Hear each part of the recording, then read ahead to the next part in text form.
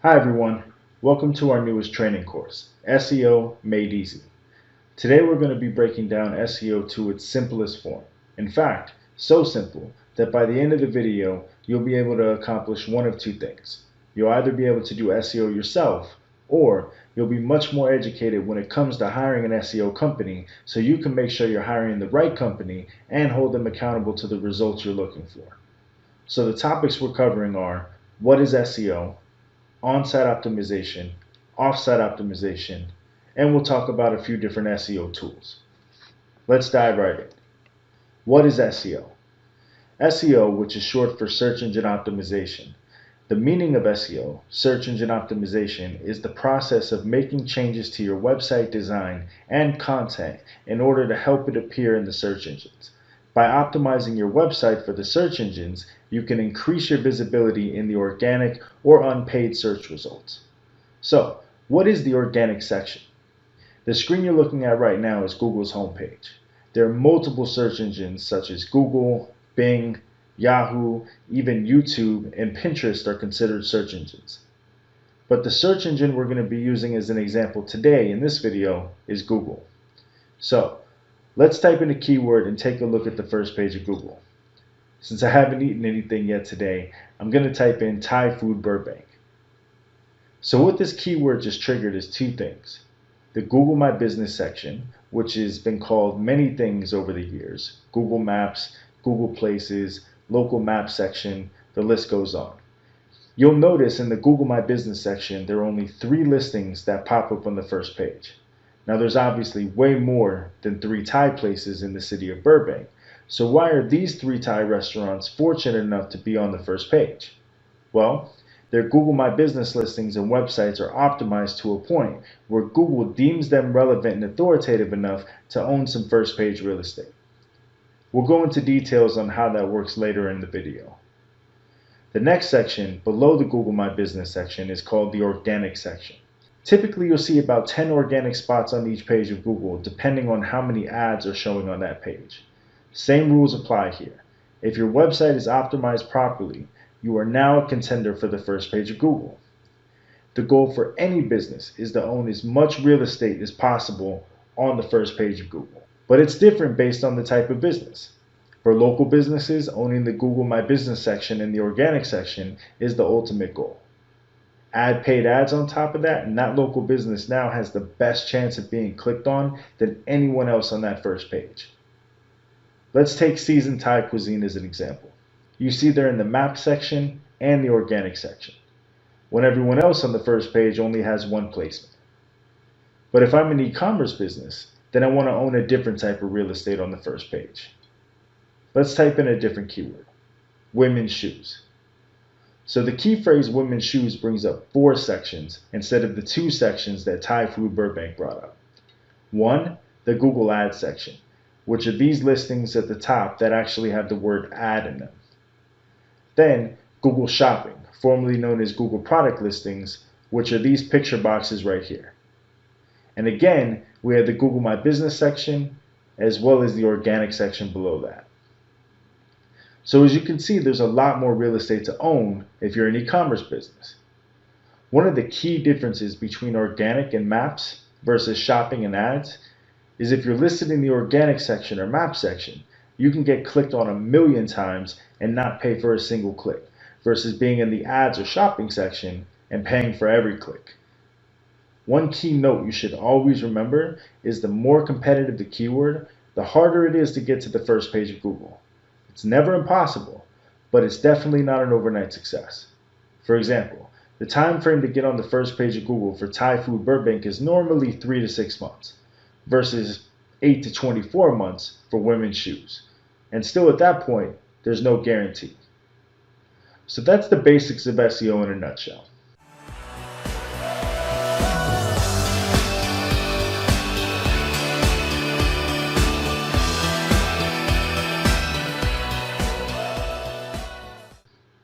A question that I hear a lot is SEO dead? Absolutely not. It's just not as easy to get to the first page. But saying SEO is dead is saying the real estate on the first page of Google is not valuable anymore. And there's just clear proof that's just not the truth. Let me ask you a question. If the first page real estate was not that valuable anymore, why would so many companies be paying boatloads of money to be on the first page? Let's take Amazon for example. According to SpyFu, which is a tool that gives you insight to websites' organic presence and paid rankings, it gives you an estimate of how much money a company is spending on Google Ads. SpyFu says Amazon's spending millions of dollars on ads every month. Not sure if you heard me correctly, but I said millions of freaking dollars. Now, if the first page of Google was not that valuable, why in the heck would Amazon be spending so much to be on it? Walmart is also spending millions of dollars. And according to WordStream, giant retailers can spend up to $50 million per year on paid search. The average small business using Google Ads spends between $9,000 and $10,000 per month. That's $100,000 to $120,000 per year. So, if SEO was dead, why would these companies be spending so much to be in the ad section? Like I said, the only thing that's changed with SEO is it's much harder to achieve first page rankings, but it's not impossible. If you have a website that has no content, crappy speed, then that website will never reach the first page.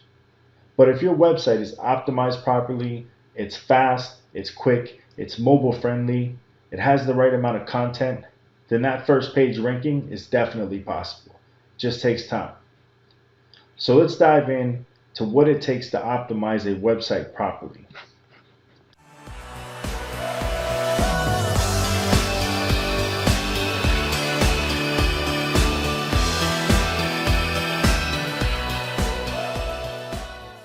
So there's two crucial pieces to SEO.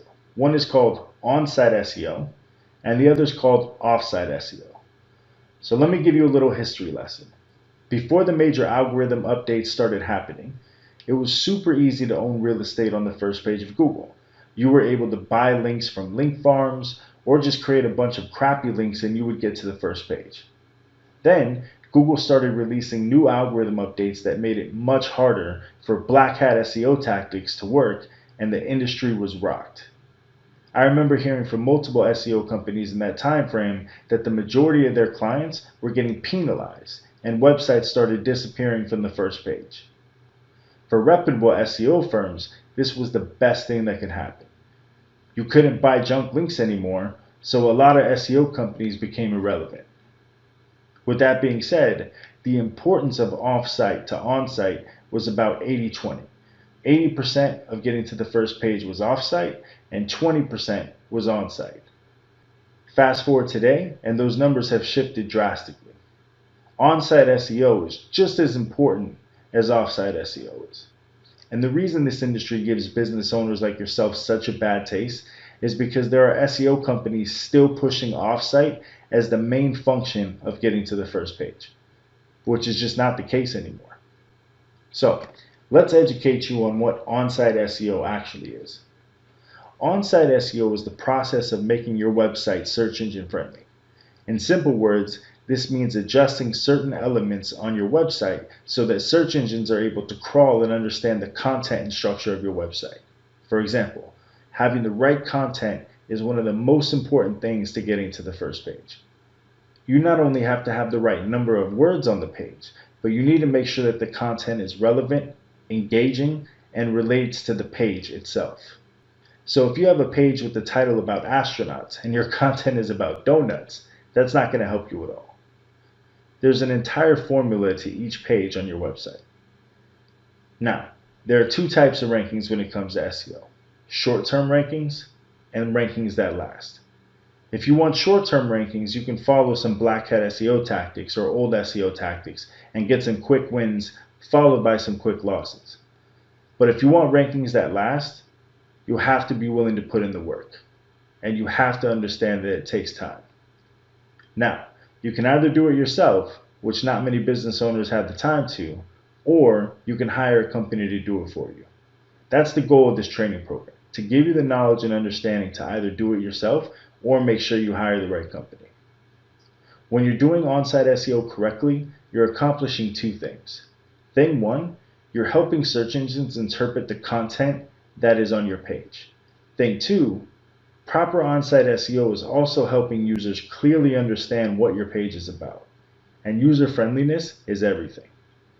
You have to make sure your users are happy by making your page relevant and authoritative to the keyword that the user typed in. When your page is useful to the user, your page is worthy of ranking well in the search engines. When optimizing each page on your website, the main title on your page should match your meta description, and your meta description needs to match the content on the page. Each page should be targeting one keyword. You need to have the right keyword density on each page. That's on-site SEO in a nutshell, which is about 50% of what it takes to get to the first page. Now, let's talk about off-site SEO.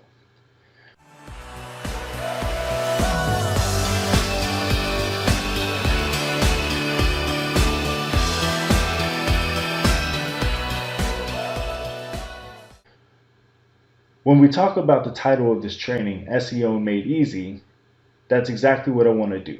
Make SEO easy. When it comes to offsite SEO, here's how I break it down to its simplest form. Imagine your website was a kid in high school, and you wanted that kid to become popular. In order for that kid to become popular, there needs to be a group of popular kids talking about that kid. Let's dig even deeper than that. If you were able to get a piece of paper, pause the video if you have to and get a pen and a piece of paper. Welcome back if you paused the video. Draw a circle on that paper and write the word website dead smack in the middle of that circle.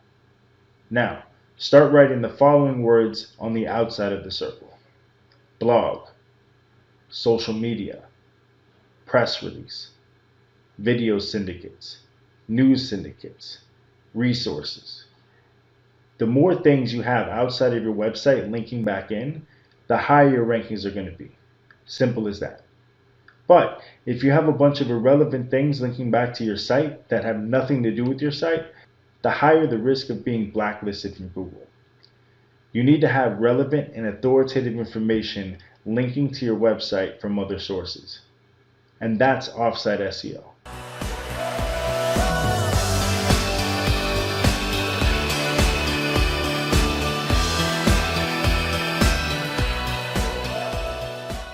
How do you implement on-site SEO? So, depending on what platform your website is built with, when it comes to optimizing your on-page SEO factors, it really depends on what platform your website is built with.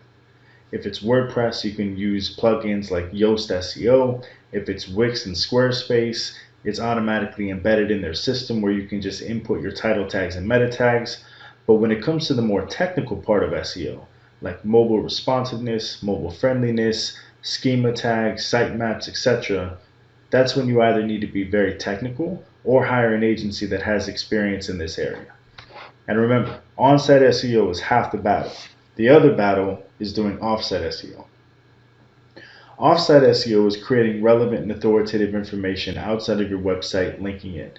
So as we discussed earlier on in the video, off-site SEO is creating relevant and authoritative information outside of your website linking it. The more information you have outside of your website pointing back in, the higher your rankings are going to be.